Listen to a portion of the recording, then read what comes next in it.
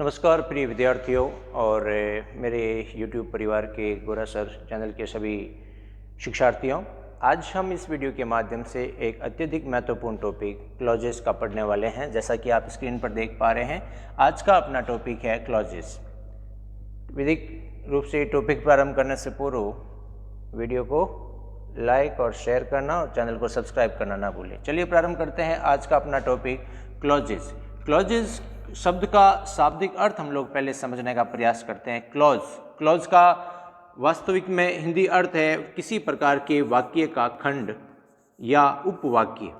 कोई वाक्य है, एक पूर्ण सेंटेंस है अपने आप में, और उसी सेंटेंस का कुछ हिस्सा जो है उसका उपवाक्य कह लीजिए, उपखंड कह लीजिए, खंड कह लीजिए, वो क्लॉजेस होता है। सामान्यतः कोई भी एक वाक्य लिखा हुआ है, उस वाक्य का कुछ पार्ट, कुछ हिस्सा जो है वो क्लॉजेस कहलाएगा। हम लोग सामान्यतः कोई सेंटेंस बोलते हैं, राम मेरा मित्र है, और एक ऐसे बोलते हैं राम जो अध्यापक है मेरा मित्र है। तो राम मेरा मित्र है सामान्य सेंटेंस हो गया, मेन क्लॉज, और राम जो अध्यापक है उसमें वाक्य का ही एक हिस्सा है, खंड जो है साथ में जोड़ करके उसी वाक्य के बारे में कुछ और कहते हैं, उसे क्लॉजेस कहते हैं। तो क्लॉजेस का खुद का अपने आप का स्वयं का जो है एक सब्जेक्ट भी होगा और साथ ही साथ प्रेडिकेट, यानी अपना आप एक वाक्य का जो पूर्ण भाग होता है, सब्जेक्ट और प्रेडिकेट, वो दोनों ही उसमें इंक्लूड होंगे। वो सब्जेक्ट के रूप में भी कार्य करेगा, साथ ही साथ उसमें क्रिया भी होगी। उसी पार्ट को, उसी हिस्से को, उसी खंड को क्लॉजेस कहते हैं। तो चलिए प्रारंभ करते हैं आज का अपना ये क्लॉजेस का टॉपिक, जिसमें हमने सामान्य जनरल देखा उपवाक्य या उपखंड, वाक्य का ही एक हिस्सा जो उसी वाक्य के बारे में कुछ और जोड़ता हो, कुछ कहता हो, उसे क्लॉजेस कहेंगे। अब क्लॉजेस सामान्य तौर पर आपके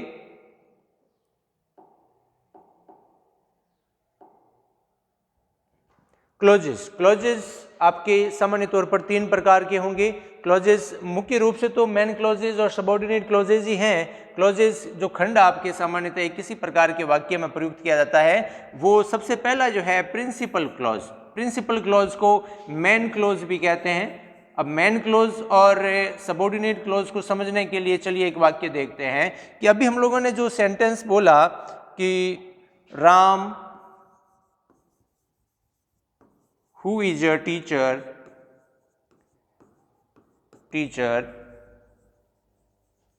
is my friend,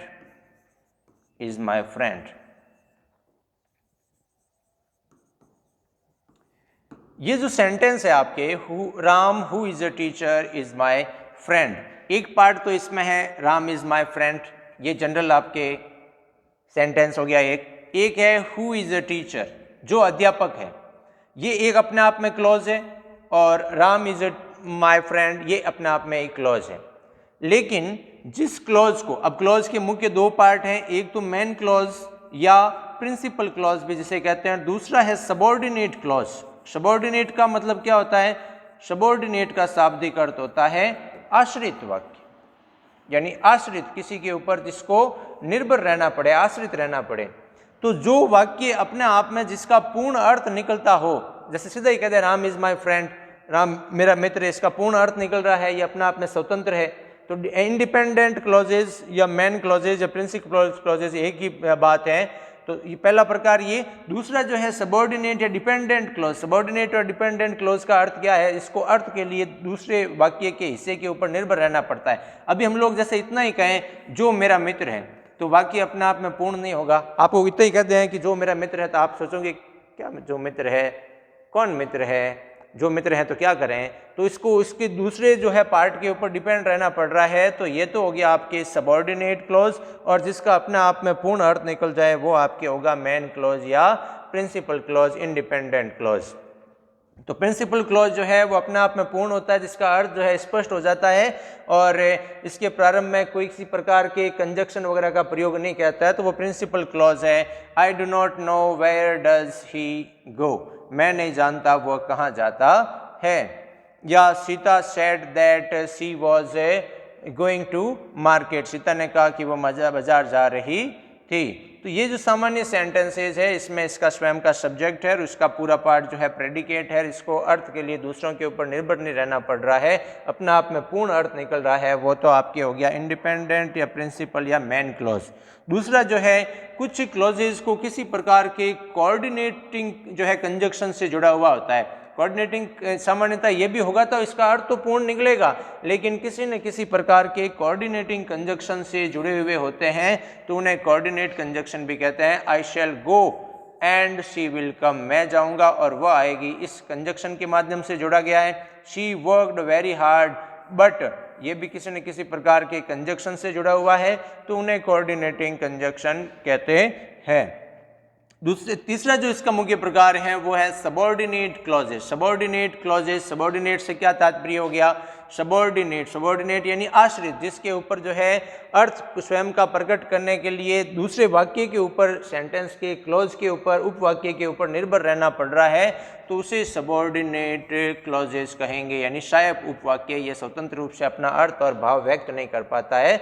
subordinate clause, I know that you are a good boy, मैं जानता हूं कि that you are a good boy. इतना ही कहें कि that you are a good boy तो इसका अर्थ अपने आप में पूर्ण नहीं हो रहा है। अभी आगे का पढ़ेंगे तब ये इसका अर्थ पूर्णतः समझ में आएगा, तब इसे सबऑर्डिनेट क्लॉज कहेंगे।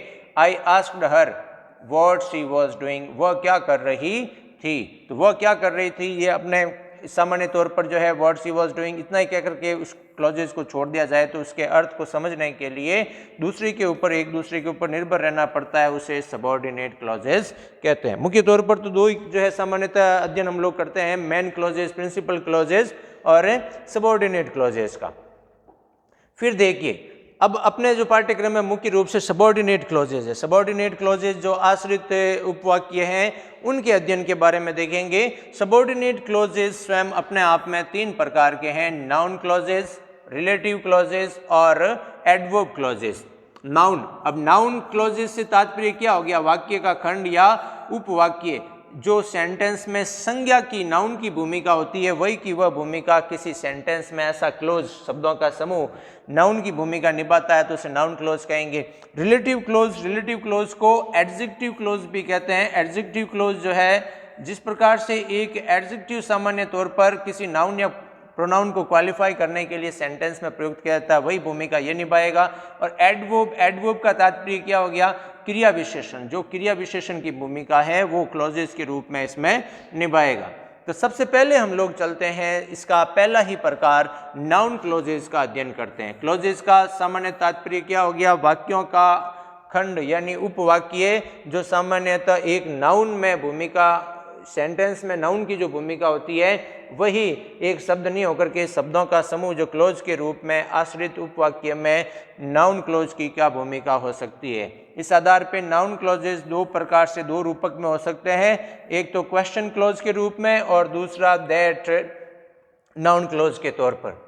तो ये चीज होती क्या चीज है उनके बारे में हम लोग अध्ययन करते हैं। सबसे पहले क्वेश्चन क्लोज की बात करते हैं। क्वेश्चन क्लोज से क्या तात्पर्य है? सीधी सी बात हो गई कि इंट्रोगेटिव सेंटेंसेस में इनका प्रयोग किया जाएगा। इंट्रोगेटिव सेंटेंसेस में प्रयोग से मेरा मतलब ये नहीं है कि सिर्फ प्रश्नवाचक वाक्यों में इनका प्रयोग किया जाएगा।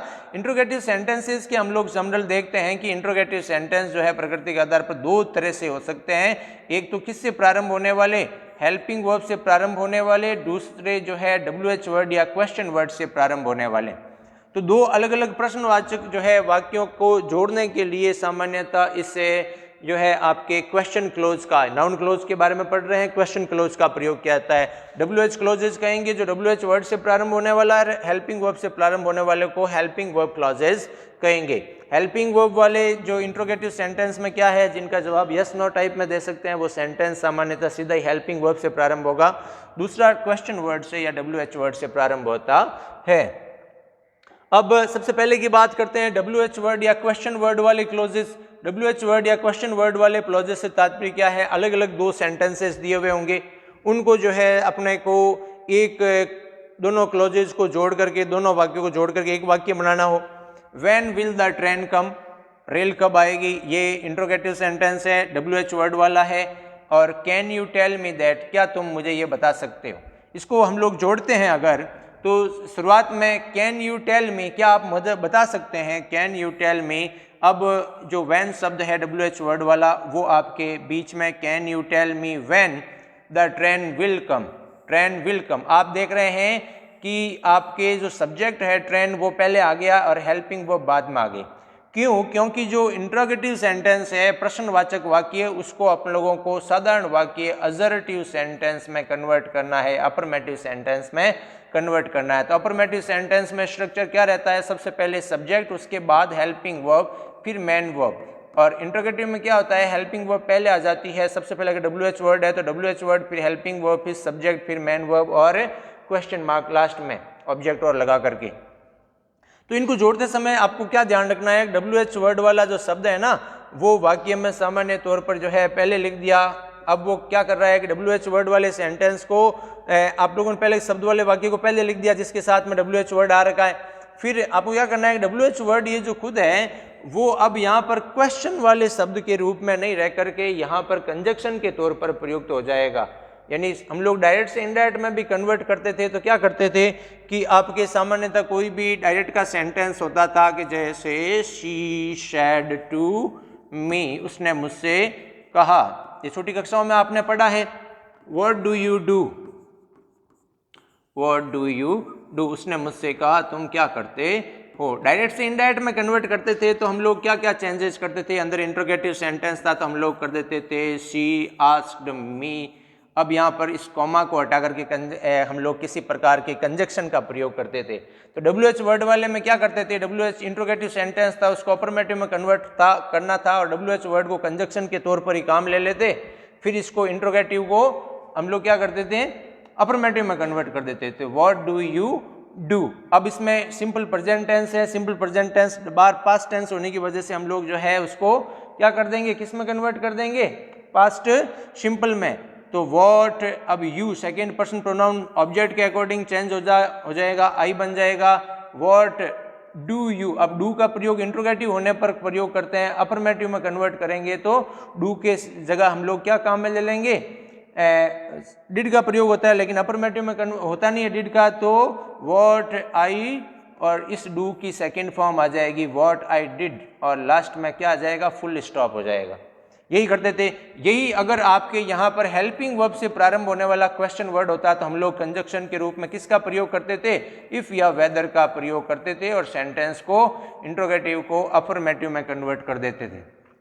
तो इसमें भी इसी प्रकार का नियम है कि आपको WH वर्ड को कंजक्शन के तौर पर काम लेना है और इंट्रोगेटिव जो सेंटेंस है आपको उस इंट्रोगेटिव सेंटेंस को, सॉरी इस तरफ वाला इंट्रोगेटिव सेंटेंस को आपको अफर्मेटिव में कन्वर्ट करके रख देना है। ठीक है। अब और सेंटेंस के एग्जाम्पल्स और देखते हैं हम लोग जो है। एग्जाम्पल देखने से पूर्व ये जैसे नियम क्या कहते हैं? सबसे पहले WH वाला वाक्य पहले लिख दो। ठीक है।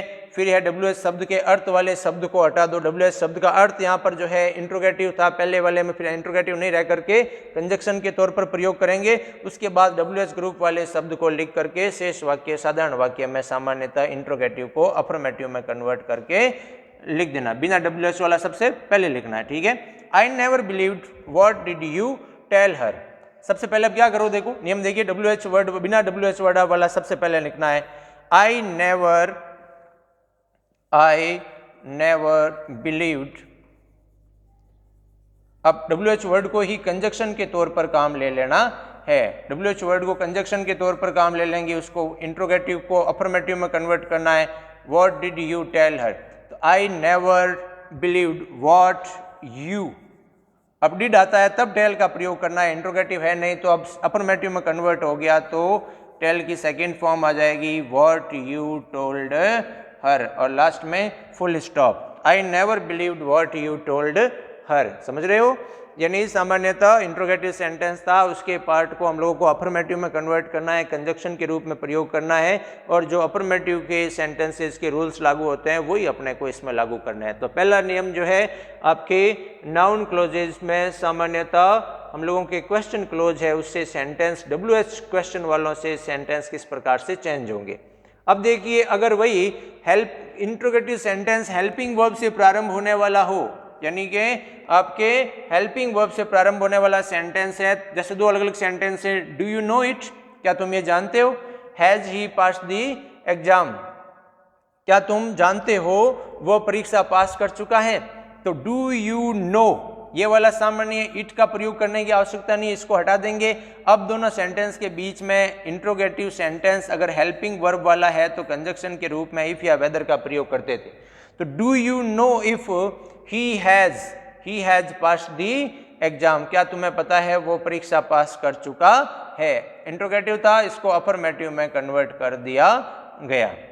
तो सबसे पहले जो है, अब कुछ नहीं करना था, हमने क्या किया, सबसे पहले जो पहले वाला सेंटेंस है उसको एज इट इज उतार दिया, इट को हटा दिया, उसके बाद कंजक्शन के तौर पर किसका प्रयोग किया, इफ का प्रयोग किया, और उसके बाद दूसरा प्रश्नवाचक वाक्य है उसको इंट्रोगेटिव सेंटेंस को अफर्मेटिव सेंटेंस में कन्वर्ट करके रख देना है। ठीक है, ये एक सेंटेंस और है, इसका एग्जाम्पल देखते हैं। टेल मी दिस, मुझे ये बात बताओ, हैज ही लेफ्ट स्कूल, क्या वह विद्यालय छोड़ चुका है। तो टेल मी, अब इस शब्द को जो है आपको हटा देना है, टेल मी, फिर कंजक्शन के तौर पर इफ का प्रयोग करना है, और has he left interrogative sentence को अफर्मेटिव में कन्वर्ट कर देना है। तो tell me if he has left the school, last में फुल स्टॉप आ जाएगा। Tell me if he has left the school. Clear, बढ़े आगे। फिर एक और एग्जांपल दे रखा है, I wonder will she manage it, I wonder if she will manage it, I wonder if she will manage it, last में full stop. तो ये पहला जो है इसका प्रकार था नाउन क्लॉजेज का, क्वेश्चन वाला। क्वेश्चन क्लॉजेज अब आपके सामने होते हैं, चाहे WH वर्ड से हो, हेल्पिंग वर्ब से हो, तो उनको चेंज करके सामान्य सेंटेंस किस प्रकार से बनाना होगा। दूसरा है नाउन क्लॉजेज में दैट नाउन क्लॉजेज, अगर दैट का प्रयोग करते हुए जो है आपको नाउन क्लोजेस किस प्रकार से जोड़ने होंगे। ये सामान्य किसी प्रकार का कोई कथन होता है वगैरह, तो जो नाउन की भूमिका होती है सेंटेंस में, नाउन की भूमिका सामान्यतः सेंटेंस में क्या क्या हो सकती है, नाउन क्या क्या कार्य कर सकता है। नाउन किसी सेंटेंस में सब्जेक्ट के तौर पर रहता है, एक शब्द भी हो सकता है, शब्दों का समूह भी हो सकता है, नाउन फ्रेज भी हो सकती है। तो या तो सेंटेंस के सब्जेक्ट के रूप में काम करेगा, सेंटेंस के ऑब्जेक्ट के रूप में काम करेगा, कॉम्प्लीमेंट टू द वर्ब के कॉम्प्लीमेंट के तौर पर काम करेगा। ये मुख्यतः सामान्यतः एक नाउन सेंटेंस में कार्य करता है। तो नाउन क्लोज के रूप में जब सेंटेंस के सब्जेक्ट के रूप में भी और ऑब्जेक्ट के रूप में भी दैट क्लोज का प्रयोग करके हम लोग सेंटेंसेस बना सकते हैं। सेंटेंसेस कैसे बनाएंगे, इट वॉज क्लियर, एग्जाम्पल दे रखा है, इट वॉज क्लियर, ये बात एकदम साफ थी, he had made a mistake, उसने गलती की थी। अब कि हम लोग ऐसे भी लिख सकते हैं, it was clear that he made mistake, he had made a mistake, इस तरीके से भी, या कि उसने गलती की है। दैट का सामान्यतः अर्थ यहाँ पर क्या निकलेगा, यह की, यानी यह की, ये हुआ है, यह की का भाव व्यक्त करेगा। That he had made a mistake was clear, अब इट का प्रयोग करने की आवश्यकता नहीं है, या ऐसे भी लिख सकते हैं, it was clear that he had made a mistake, दोनों तरह से सही है। तो यहाँ पर अभी हम लोग बात कर रहे हैं सेंटेंस के सब्जेक्ट के तौर पर, तो इस वजह से हम लोग जो है इसको सेंटेंस के सब्जेक्ट के रूप में नाउन क्लोज का प्रयोग किया जाएगा। सेंटेंस का सब्जेक्ट, इस पूरे वाक्य में सेंटेंस क्या है, सिर्फ दैट नहीं है, that he made a mistake, ये पूरा का पूरा सेंटेंस का सब्जेक्ट है, ये पूरा सब्जेक्ट है।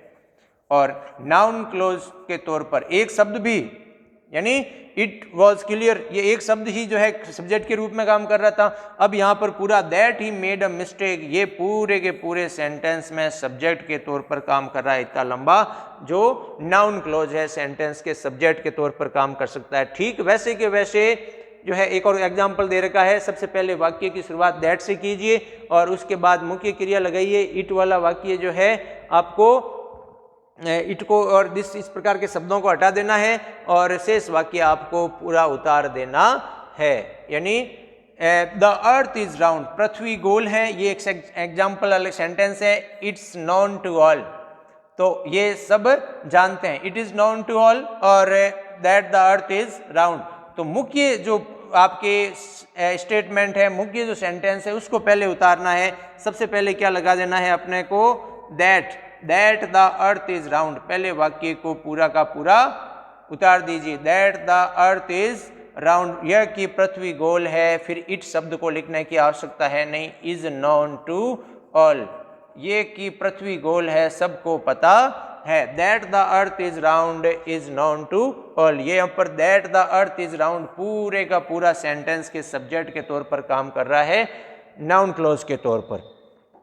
फिर दूसरा, अगर वही जो नाउन क्लॉज ऑब्जेक्ट के रूप में भी काम आ सकता है। He accepted it, his son had made a mistake. तो ही एक्सेप्टेड इट, इस वाले पार्ट को पहले लिखेंगे, ही एक्सेप्टेड, फिर लगाइए that his son had made a mistake, his son had that his son had made a mistake। ये पूरे के पूरे उस सेंटेंस के किसके रूप में काम कर रहा है? ये इतना पूरा लंबा सेंटेंस का ऑब्जेक्ट है। एक्सेप्ट, क्या एक्सेप्ट किया, क्या का जवाब दे रहा है। और ऑब्जेक्ट कौन होता है सेंटेंस में? ऑब्जेक्ट वो होता है जो इन दो शब्दों के सामान्यतः जवाब दे। किनके? व्हाट और whom के। कौन सर किसको और क्या का जवाब दे, वो ऑब्जेक्ट होता है। ये भी किसका जवाब दे रही है? किस शब्द का जवाब दे रहा है? व्हाट का। तो आई एक्सेप्टेड, उसने क्या जो है स्वीकार किया? उसने स्वीकार किया कि उसके लड़के ने लड़की गलती कर दी है। अब इसमें सबसे पहले क्या करना है आपको? इस बार उल्टा करना है। उसमें तो क्या करते थे, इट वाले सेंटेंस को तो पीछे उतारते थे, सब्जेक्ट क्लॉज के रूप में काम कर रहे थे, तो noun clause subject noun clause को सब्जेक्ट के रूप में काम कर रहे थे। ऑब्जेक्ट के रूप में काम करेंगे, सबसे पहले इट वाला ये वाला जो पार्ट है पहले उतारो, फिर दैट लगा दो और बाकी जो है पीछे वाले सेंटेंस को एज इट इज उतार दीजिए। We heard it, you are going to America। क्या हो जाएगा? We heard that you are going to America as it is। तो that you are going to America ये पूरा का पूरा नाउन क्लॉज उस सेंटेंस में ऑब्जेक्ट के तौर पर काम कर रहा है। ठीक है।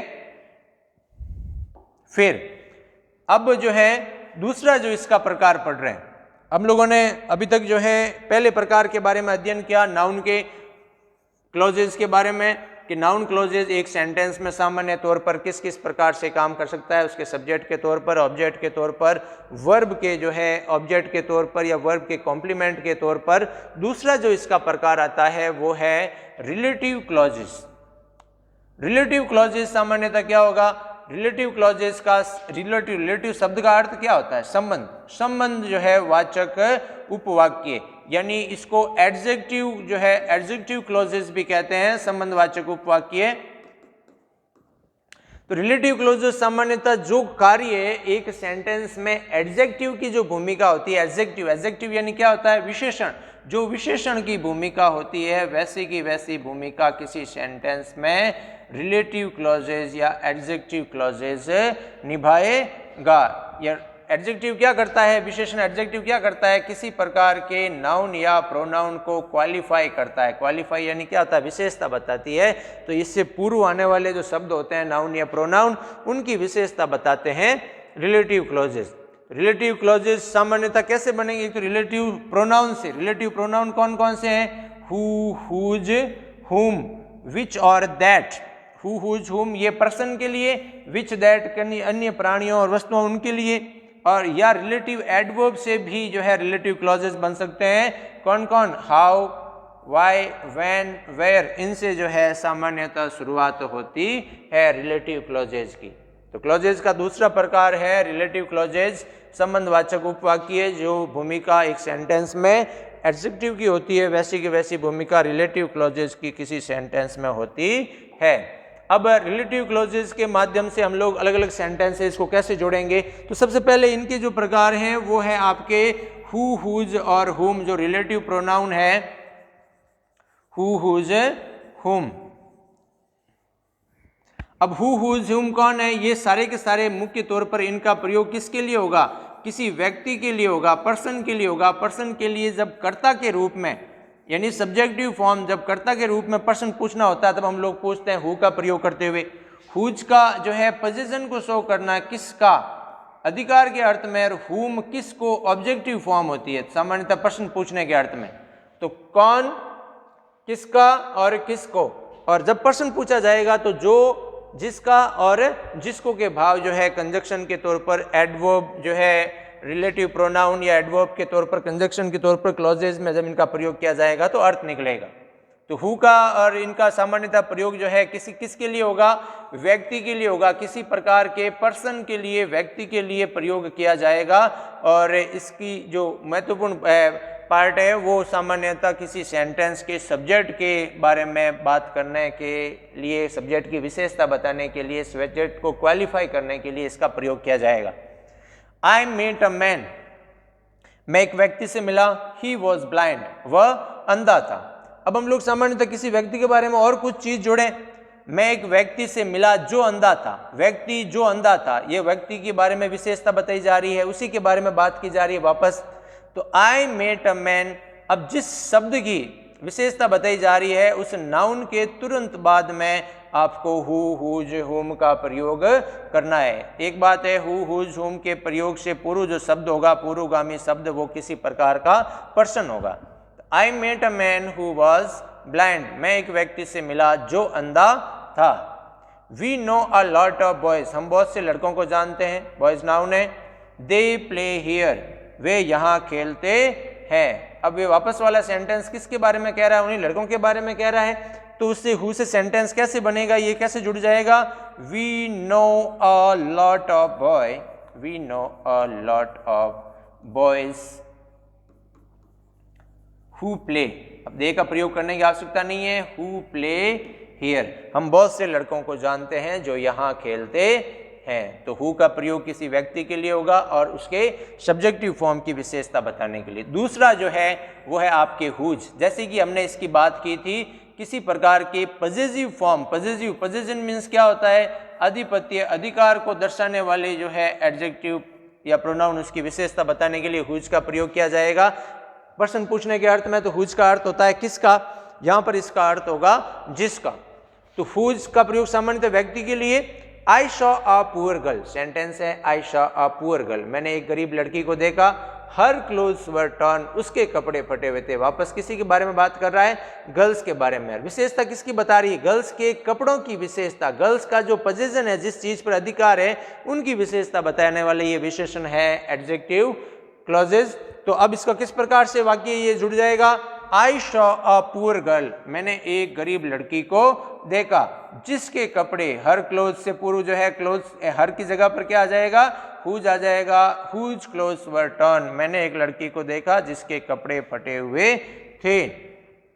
दूसरे सेंटेंस को किस प्रकार से चेंज करेंगे, आप भी प्रयास कीजिए। द वुमेन इज वीपिंग, वो महिला रो रही है। हर हस्बैंड इज डेड, तो महिला, द वुमेन, हमने बात की थी कि ये हु, हुज, हुम का प्रयोग उस शब्द के तुरंत बाद में करना है जिसके वो क्वालिफाई कर रहे हैं, जिसकी विशेषता बता रहे हैं, एडजेक्टिव जिसके रूप में प्रयोग। द वुमेन हुज, महिला जिसके पति, whose woman a husband is, अब हर का प्रयोग करने की आवश्यकता नहीं है। हुज हस्बैंड इज डेड, महिला जिसका पति की मृत्यु हो चुकी है। इज वीपिंग, महिला जिसके पति की मृत्यु हो चुकी है, रो रही है। तो यहाँ पर इसके जिसके पति, हर हस्बैंड, पोजीशन को शो करना है, पोजीशन को शो करने के लिए हुज का प्रयोग किया जाएगा। ठीक है। हुम जिसकी हम लोगों ने बात की थी, हुम जो है इसी पर्सन के लिए प्रयुक्त होने वालों में ऑब्जेक्टिव फॉर्म जो है, उसका सबसे लास्ट जो फॉर्म है ऑब्जेक्टिव, उसकी विशेषता बताने के लिए इसको प्रयुक्त किया जाता है। हुम का प्रश्न पूछने के अर्थ में तो अर्थ क्या बनता है? किसको, और जब कंजक्शन के रूप में प्रयोग किया जाएगा तो अर्थ हो जाएगा जिसको। एवरीबडी नो श्री राम जी, हर कोई प्रभु श्री राम जी को जानता है। We have always respected him, हमने हमेशा उनका सम्मान किया। उनका किन की बात की जा रही है? श्री राम जी की। तो यहाँ पर जो है आपके हुम यानी जिनका, हुम यानी जिनका नहीं, जिनको, है ना। तो एवरीबडी नोज श्री राम जी, हर कोई श्री राम जी को जानता है, इन्हीं के बारे में बात की जा रही है। तो एवरीबडी नोज श्री राम जी, उसके बाद कंजक्शन जो है आपके के तौर पर, यानी वाक्य को जोड़ने के तौर पर जो है आपके रिलेटिव प्रोनाउन का प्रयोग किया जाएगा। whom we have always respected him, whom we have always respected him का वापस प्रयोग करने की आवश्यकता नहीं है। तो everybody know Shri Ram, everybody knows Shri Ram ji, whom we have always respected। इस सेंटेंस को देखिए, इसको बनाने का आप लोग प्रयास कीजिए। My friend has gone to Mumbai, you met him yesterday। तो my friend, मेरा मित्र, जिनको तुम कल मिले थे। my friend, अब आगे क्या हो जाएगा? whom you met yesterday, मेरा मित्र जिसको तुम कल मिले थे, whom you met yesterday। ठीक है, अब यहां तक इतना लिख दिया। हिम का प्रयोग करने की जरूरत है नहीं, तो वाक्य कैसे होगा? My friend whom you met yesterday has gone to Delhi, ये वाला पार्ट इसके आगे उतर जाएगा। तो पूरा वाक्य क्या हो जाएगा? My friend whom you met yesterday has gone to Mumbai. चलिए आगे बढ़ते हैं। फिर है विच और दैट। जो हु हुज हुम का प्रयोग जिस अवस्था में किया जा रहा है वो तो किसी व्यक्ति के लिए, प्राणी के लिए किया जा रहा है। अगर किसी अन्य प्राणी, किसी प्रकार के जानवर या वस्तु या उनके लिए किया जाता है तो विच और दैट का प्रयोग किया जाता है। विच और दैट का प्रयोग अन्य प्राणी के लिए, जानवरों के लिए किया जाएगा। He has bitten the dog, he has bitten the, वो कुत्ते को पीट चुका है, उसने कुत्ते को पीट दिया है। Barking in the night, barking at night, उसने जो है रात्रि को भौंकने वाले कुत्ते को बीट किया, पीटा। तो he has bitten the dog. अब ये कौन भौंकता है रात को? कुत्ते के बारे में कहा जा रहा है, तो उसकी विशेषता बताने के लिए which barking at night, which bark at night कह दीजिए, विच बार्क्स एट नाइट। उसने उस कुत्ते को पीटा जो रात्रि को भौंकता है। ठीक है। Please give me that computer book, कृपया मुझे वो कंप्यूटर की किताब दीजिए। इट्स ऑन द टेबल, ये टेबल पर है। अब किसके बारे में बात की जा रही है? बुक के बारे में। तो बुक के तुरंत बाद में आपको विच का प्रयोग करना है। कृपया मुझे वो किताब दीजिए, पूरा का पूरा as it is. Please give me that computer book which is on the table, which is on the table, उस किताब को दीजिए जो टेबल पर पड़ी हुई है। तो जो टेबल पर पड़ी हुई है ये किसके बारे में कह रहा है? उस कंप्यूटर की किताब के बारे में। दैट का प्रयोग सामान्यतः क्या होगा? जो या जो की का अर्थ निकलेगा, इसका प्रयोग भी व्यक्तियों, वस्तु और जानवरों सभी के लिए किया जा सकता है। I had passed, my friend told me this, मेरे मित्र ने यह बताया, मैं पास हो चुका था। मेरे मित्र ने बताया कि मैं पास हो चुका था। तो माई फ्रेंड टोल्ड मी, फिर कंजक्शन के तौर पर दैट का प्रयोग कीजिए। दैट आई हैड पास्ड, कि मैं पास हो चुका था। He is a thief, everybody knows it. तो वाक्य किस प्रकार से हो जाएगा? हर कोई जानता है कि, यहाँ पे जो है दैट का अर्थ की के अर्थ में निकलेगा। तो एवरीबॉडी नोज इट नहीं आएगा, एवरीबॉडी नोज दैट। फिर इस सेंटेंस को he is a thief as it is उतार दीजिए, क्या बनेगा पूरा? Everybody knows that he is a thief. Clear? अभी तक हम लोगों ने पढ़ लिए हु, हुज, हुम, विच और दैट के प्रयोग। अगला जो है अपना वो है वेयर। वेयर का शाब्दिक अर्थ जो है किसके बारे में पूछने के लिए होता है? वेयर यानी कहाँ, किसके बारे में? स्थान के बारे में, कोई जगह के बारे में पूछने के लिए वेयर शब्द, प्रश्न सूचक शब्द का प्रयोग किया जाता है। तो हम लोग सीधा समझ सकते हैं कि वेयर का प्रयोग किसी स्थान के लिए किया जाएगा, और यहाँ जब कंजक्शन के तौर पर प्रयोग होगा तो कहाँ का अर्थ बजाय निकलेगा अर्थ जहाँ, स्थान सूचक शब्द के लिए क्या प्रयोग किया जाएगा। आई डू नॉट नो, मैं नहीं जानता। ही इज गोइंग, मैं नहीं जानता वह कहाँ जा रहा है, मैं नहीं जानता वह कहाँ जा रहा है। I do not know as it is उतार दिया। फिर कहाँ के अर्थ में हम लोग वेयर का प्रयोग करेंगे। तो वेयर ही इज गोइंग, मैं नहीं जानता वह कहाँ जा रहा है, या जहाँ वह जा रहा है मैं नहीं जानता। This is the old house, ये पुराना घर है। वी लिव्ड हियर, तो ये पुराना घर है जहाँ हम रहे थे। तो this is the old house, house के बारे में बात की जा रही है, जगह के बारे में, उसके बाद वेयर लगाइए। तो this is the old house where we lived, where we lived. अब हियर का प्रयोग करने की आवश्यकता नहीं है। तो क्या हो जाएगा पूरा वाक्य? This is the old house where we lived. समझ रहे हो ना विद्यार्थियों? वेरी गुड, शाबाश। आगे बढ़ते हैं। आराम से इस वीडियो को अच्छे से देखिए, अपने मित्रों के साथ भी शेयर कीजिए, और चैनल को सब्सक्राइब तो जरूर कर लिया होगा आप लोगों ने। व्हेन, अब व्हेन का अर्थ क्या होता है? कब। और व्हेन पूछेगा किसके बारे में? व्हेन पूछेगा समय के बारे में। तो जब भी समय के बारे में पूछने के लिए प्रयुक्त किया जाता है तो व्हेन शब्द का प्रयोग किया जाता है, और जिसका अर्थ होता है कब। लेकिन जब ये वाक्य में कंजक्शन के तौर पर प्रयुक्त किया जाएगा तो उसका अर्थ बनेगा जब, यानी समय सूचक शब्द जो भी हैं उनके लिए व्हेन का प्रयोग किया जाता है। The Indian team won the match, भारतीय टीम मैच जीत गई। द विजिटर्स चीयर्ड देम, और विजिटर्स ने उनको चीयर किया, उनको उत्साहित किया। तो जब भारतीय टीम जीती, विजिटर ने उनको उत्साहित किया। When the Indian team von, अब इंडियन टीम वॉन के जीतने के समय के बारे में बात कर रहा है। तो when the Indian team won the match the visitors cheered them. शुरुआत में लगा करके जब समय की बात की जा रही है तो व्हेन का प्रयोग कर लिया गया। Inform me when he will come, मुझे बताना जब वो आए। Inform me when he will come, मुझे बताना वो जब आए।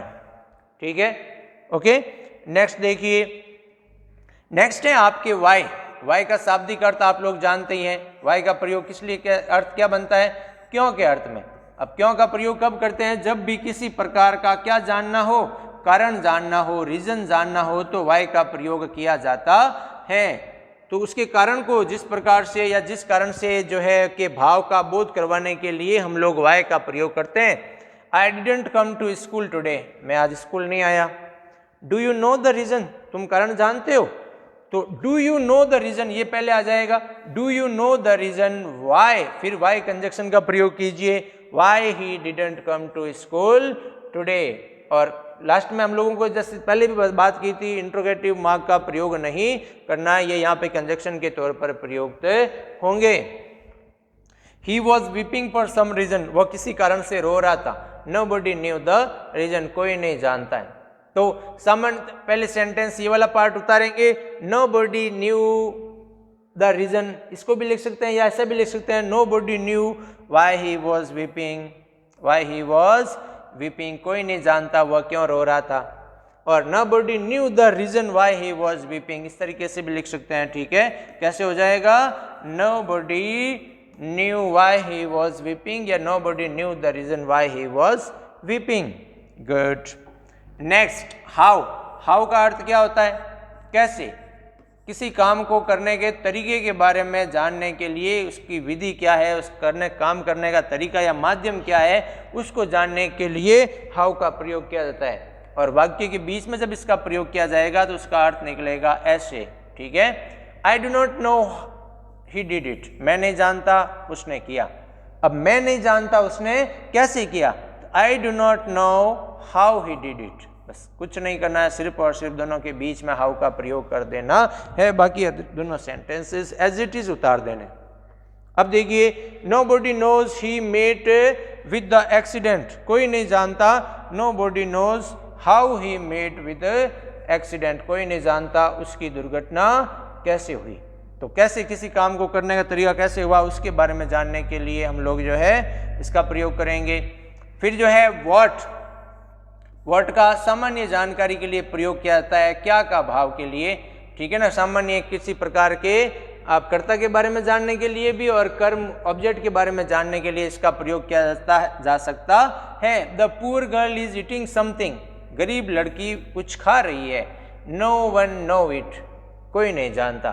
तो कोई नहीं जानता वो लड़की क्या खा रही है। No one knows what the poor girl is eating, वो लड़की क्या खा रही है। समथिंग वर्ड को वापस प्रयोग करने की जरूरत नहीं है। तो कोई नहीं जानता वो लड़की क्या खा रही है। फिर अगला है ही हैज ड्रेसेस, उसके पास में ड्रेसेस हैं। These have come from his friends, उसके पास जो ड्रेसेस हैं वो अलग सेंटेंस हो गया, और ये जो है उसके किसी मित्र से आई है। ठीक है, तो what dresses he has come from his friend, जो ड्रेसें भी उसके पास में है वो उसके मित्र से आई है। जो ड्रेसें उसके पास में है, what dresses he has, what dresses he has, dresses है। ठीक है, has come from his friend, उसके मित्रों से मिली है। ठीक है, क्या हो जाएगा? What dresses he has come from his friend. Clear. Next, अब इनकी जो है आज के लिए इतना ही देखेंगे। नेक्स्ट क्लास में हम लोग जो है इनकी जो प्रयोग में लिए गए हैं रिलेटिव क्लॉजेज, उनकी कुछ शॉर्ट ट्रिक्स, और सबसे लास्ट जो अपना एडवर्ब क्लॉजेज है उनके बारे में अध्ययन करेंगे। तब तक के लिए बने रहिए हमारे साथ। Thank you.